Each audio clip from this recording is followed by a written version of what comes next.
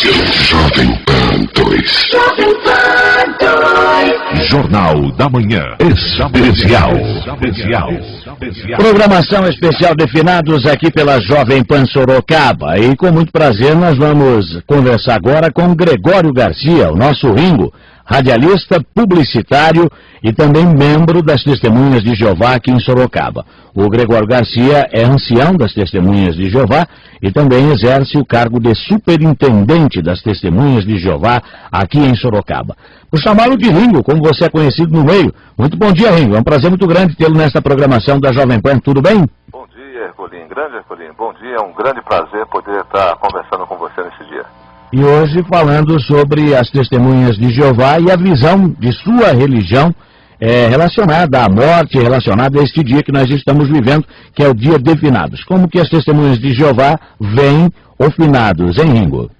Em primeiro lugar, queria agradecer a oportunidade que você está nos dando. Isso tem precedente bíblico. Lá em Atos capítulo 28, versículo 22, o apóstolo Paulo certa vez foi procurado por certos líderes comunitários judaicos que tinham um conceito diferente em relação às crenças do apóstolo Paulo.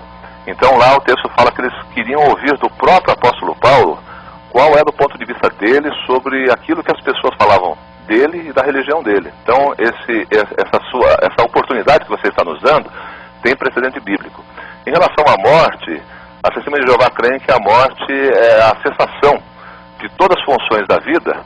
Portanto, dito de modo simples, a morte é o oposto da vida, assim como baixo é o contrário de alto, gordo é o contrário de magro. E na Bíblia as mesmas palavras das línguas originais para a morte, ou morrer, são aplicadas com relação a humanos, com relação a animais, com relação a plantas.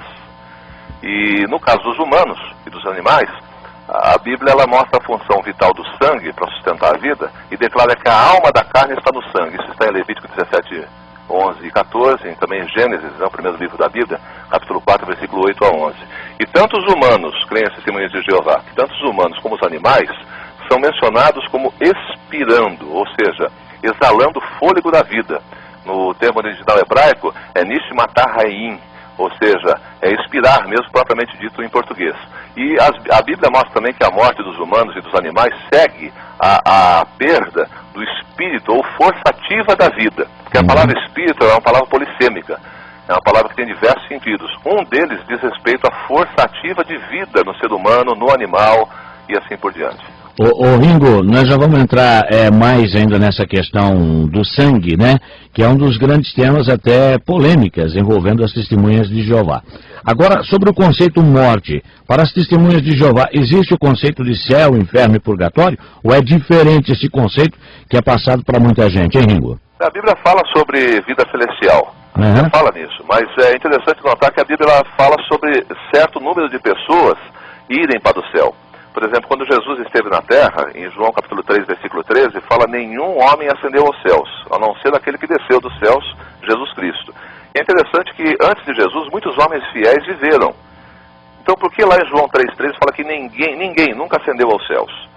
Onde estavam essas pessoas então? Então essas pessoas haviam morrido.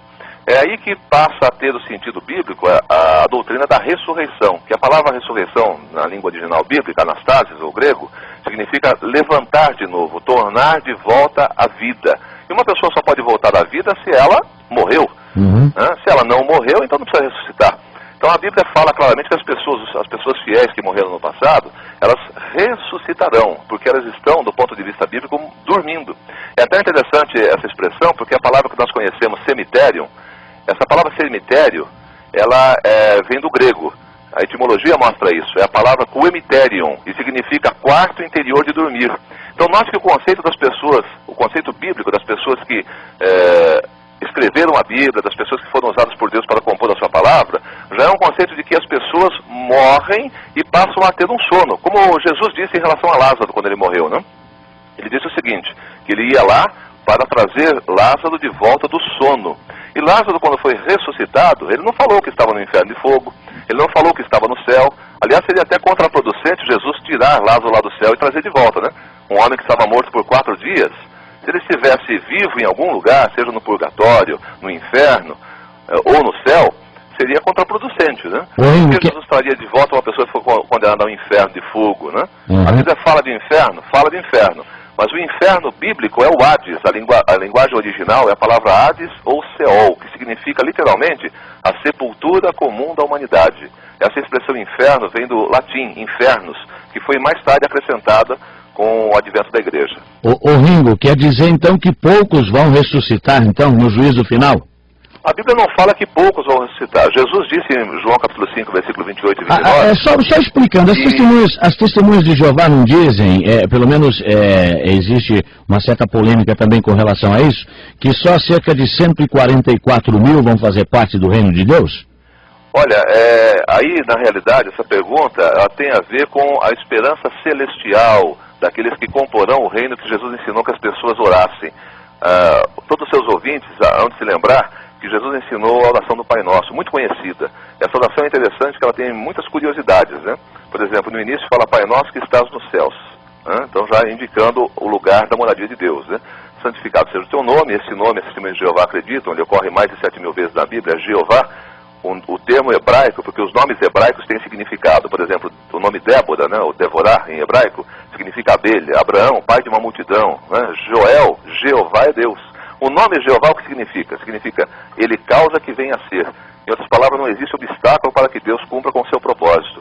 Quando Deus criou a terra e colocou os humanos sobre ela, era do propósito original de Deus que esses humanos vivessem para sempre em felicidade na terra.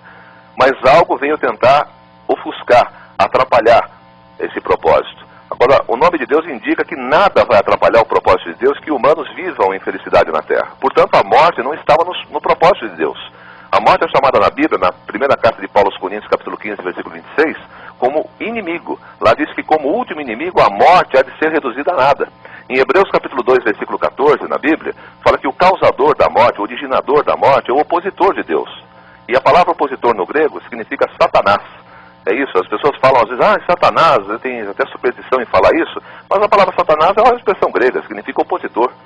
A palavra diabo vem do grego diabolos, significa caluniador, aquele que lança má reputação ao nome de uma pessoa. E foi isso que esse anjo, que tinha uma condição perfeita no início e decidiu errado, né? Decidiu usar o livre-arbítrio dele de maneira errada, foi isso que ele decidiu fazer, se opor a Deus, daí porque a palavra opositor, Satanás em grego, e ele caluniou, tentou manchar a reputação, o caráter de Deus, daí porque a expressão caluniador ou diabo, ou diabolos, se preferia no grego original, né? Perfeito, mas resumindo, infelizmente o nosso tempo é escasso, Ringo, então não são só 144 mil que vão fazer parte do reino de Deus, mas pessoas podem se salvar.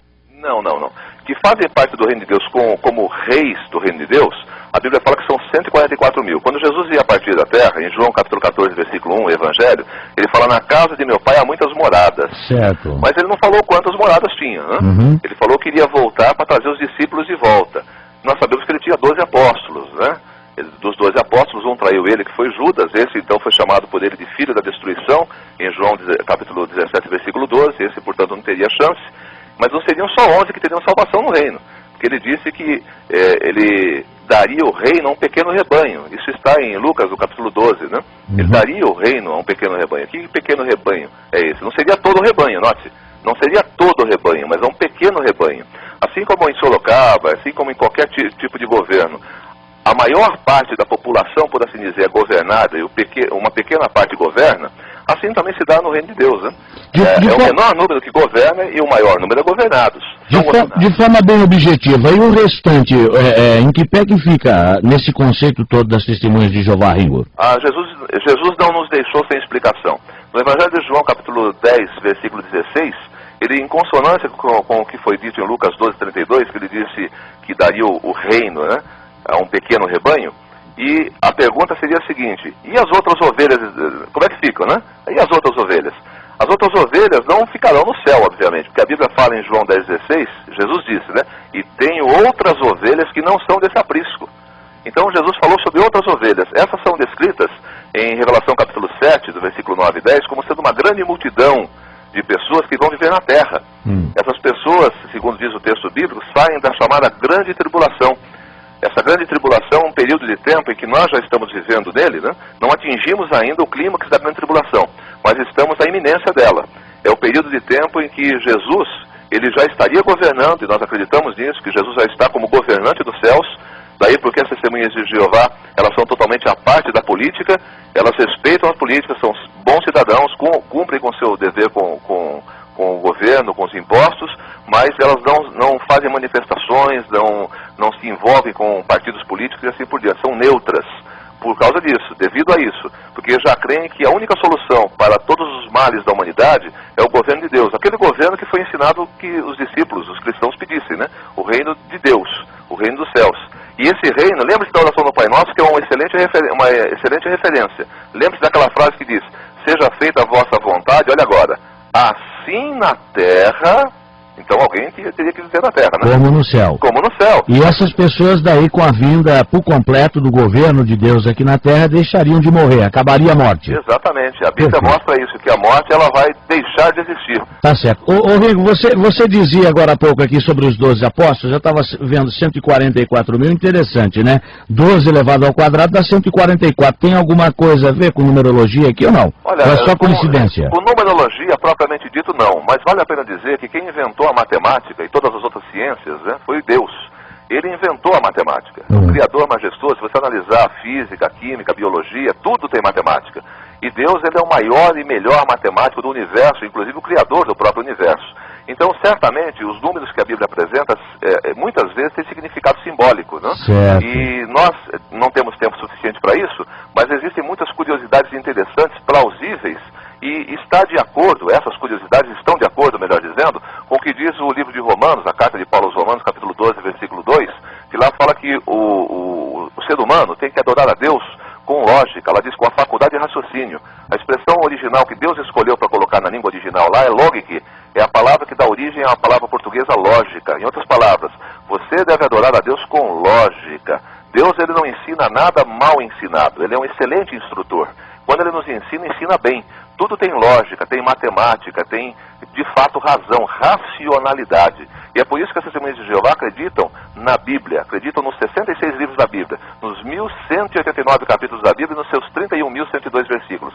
São 773.696 palavras claras da parte de Deus para a humanidade. Estão disponíveis para que nós possamos entendê-las.